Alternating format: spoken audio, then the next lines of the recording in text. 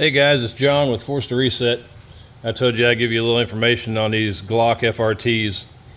I'm going to go to the range this evening. I put a new Serpco Bravo SS trigger in a G-Force Exodus, and this trigger here is an aluminum trigger with your trigger safety. It's got a stainless steel trip bar, and that'll keep that. With that aluminum trigger and the stainless steel trip bar, you're not going to have your trigger wearing out on you. The problem with these plastic forced reset triggers is this trip bar is aluminum, and you have your modified trigger, which is plastic, and most of these guys that are selling them are 3D printed plastic. And then you have your little spring to help force your trigger back forward that goes between the trip bar and your trigger. Well, on the Serpco, there's no spring. There's no need for a spring. It sets flat down on the trigger and pushes that trigger back forward, resetting that trigger. And the problem with the 3D printed triggers is after about 200 rounds, this aluminum trip bar damages your trigger. It either smashes a dent down into the trigger to where it no longer catches the barrel when it comes back, or it blows out the back side. That spring goes in that hole, and then it smashes it down, blows it out the back. I had a couple triggers here that's exactly what happened.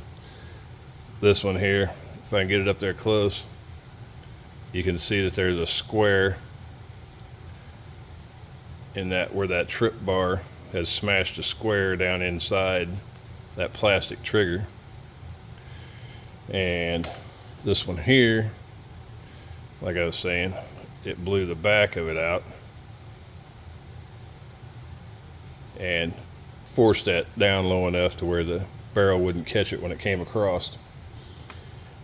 Well, this Exodus tonight, I bought it brand new, haven't even fired the weapon yet, put the trigger in, and she's a little, to put these triggers in, I can't, YouTube policy, I can't take it apart, show you how to put it in, but it's super simple.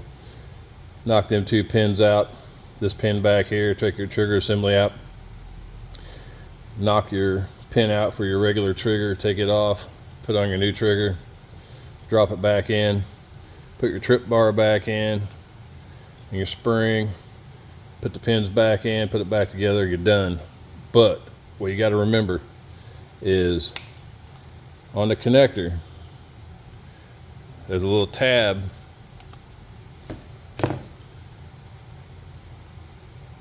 right there on the connector. That tab needs to come off.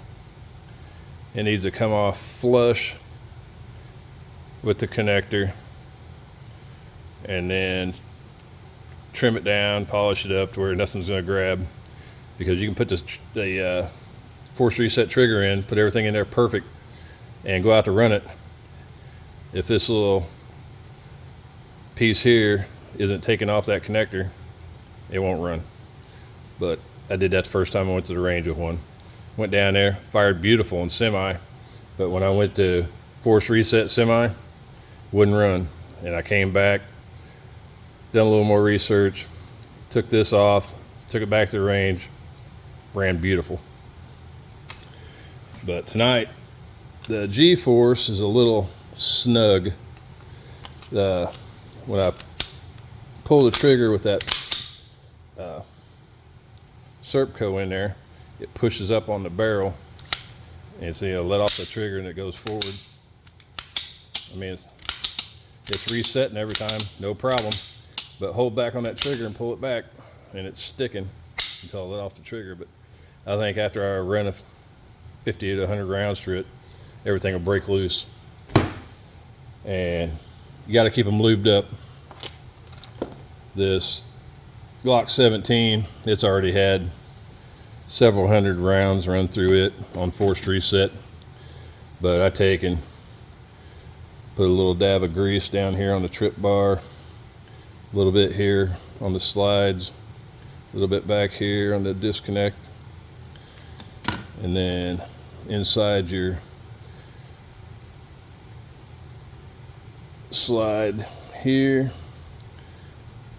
a little bit on each side up front.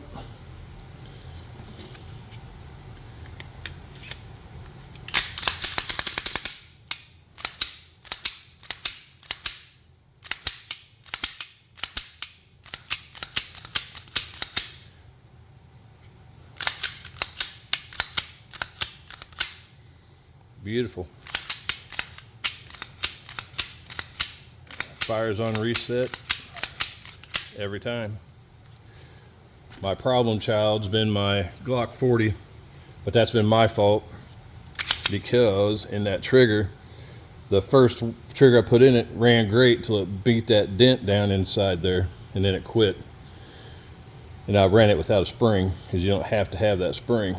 Well, I put a different trigger in, and then I took a regular disconnect spring and cut it down and glued it into that hole to where it was solid.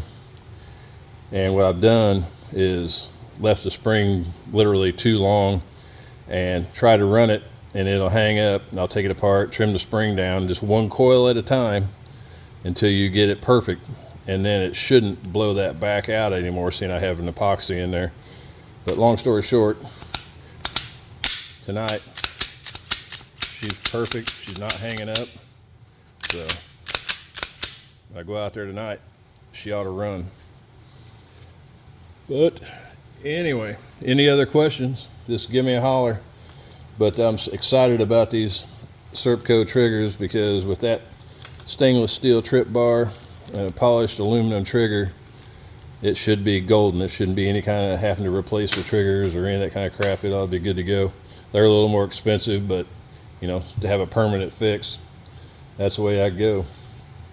Any other questions, just throw in the comments, and go ahead and subscribe. I've only got 80 some subscribers. Got a shitload of people viewing the videos, but not very many subscribers. So heck, if you want any more of this, just go ahead and subscribe, and we'll catch you at the range. Thanks.